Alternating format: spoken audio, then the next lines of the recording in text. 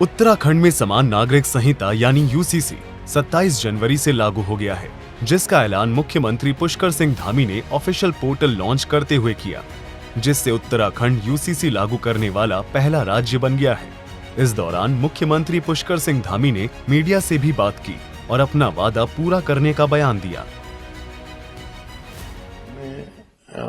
2022 के विधानसभा के चुनाव में आदरणीय प्रधानमंत्री नरेंद्र मोदी जी के नेतृत्व में हम इस चुनाव में गए थे और देवभूमि उत्तराखंड की जनता के सामने हमने अपना ये संकल्प रखा था, ये हमने वायदा किया था कि हम नई सरकार के गठित होते ही सबसे पहले हम यूसीसी लाने के लिए काम करेंगे।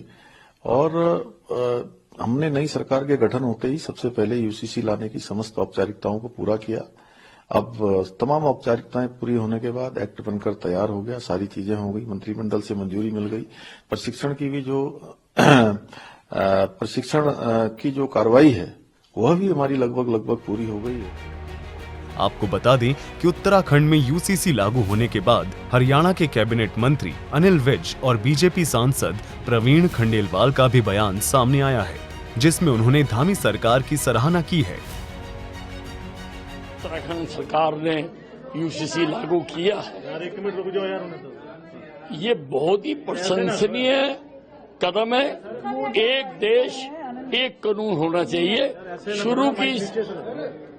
शुरू की सरकारें जो अपीजमेंट करती रही, जिस कारण से ये नहीं हुआ हो, ये पहले दिन से ही हो जाना चाहिए।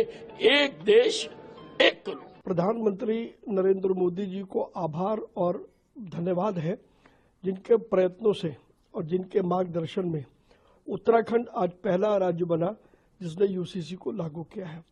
यूसीसी एक वास्तविकता है और समान नागरिक संहिता के आने के बाद जब बाकी राज्य भी इसको अपने यहाँ लागू करेंगे तो निश्चित रूप से देश में बहुत बड़ा सामाजिक बदलाव आएगा, जो नई आर्थिक क्रांति लेकर आएगा। वहीं इस कानून पर छत्तीसगढ़ के उप मुख्यमंत्री अरुण साव और उद्धव गुट के शिवसेना नेता आनंद दुबे का भी बयान सामने आया है, जिसमें उन्होंने अन्य राज्य के सरकारों से भी इस कानून में दिलचस्पी लेने को कहा है और यूसीसी की सराहना की है।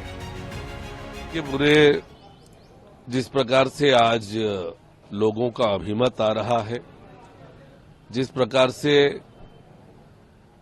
देश का पहला राज्य उत्तराखंड बनने जा रहा है समान नागरिक संहिता लागू करने की दिशा में, तो निश्चित रूप से उत्तराखंड से अनुभव के आधार पर आगे उसकी कार्य योजना निश्चित रूप से बननी चाहिए।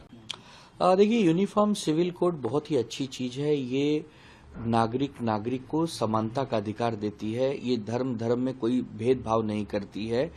हमारे देश में आपके जीवन से लेके मरण तक सभी चीजों के बीच में यूसीसी एक बहुत बड़ा रोल प्ले करता है। आप हिंदू हो, चाहे मुसलमान हो, चाहे सिख हो, चाहे ईसाई हो, आपके लिए भारत का ही कानून सर्वोपरि है। आपके लिए कोई विशेष धार्मिक कानून उसमें नहीं आता। ये तो बहुत खुशी की बात है कि आपके लिए बर्थ सर्टिफिकेट हो, चाहे आपकी शादी ब्याह का कोई जानकारी हो, चाहे आपके तलाक से रिलेटेड कुछ हो, चाहे आपके कुछ खानदानी विल बनाने की बात हो, सब एक ही कानून के अंतर्गत आएगा। और हमारे देश का कानून डॉक्टर बाबा साहब आम्बेडकर जी के अनुसार आधार पर चलना चाहिए। तो हम समझते हैं कि यूसीसी जैसे कानून से तो लोगों को और ज्यादा दिलचस्पी लेनी चाहिए, उसमें और ज्यादा सहभागिता होनी चाहिए, क्योंकि ये यूसीसी कानून किसी के खिलाफ नहीं। आइए जानते हैं कि उत्तराखंड में समान नागरिक संहिता लागू होने से क्या क्या बदल जाएगा। यूनिफॉर्म सिविल कोड में लिव इन रिलेशन में रहने के लिए माता पिता की अनुमति अनिवार्य होगी।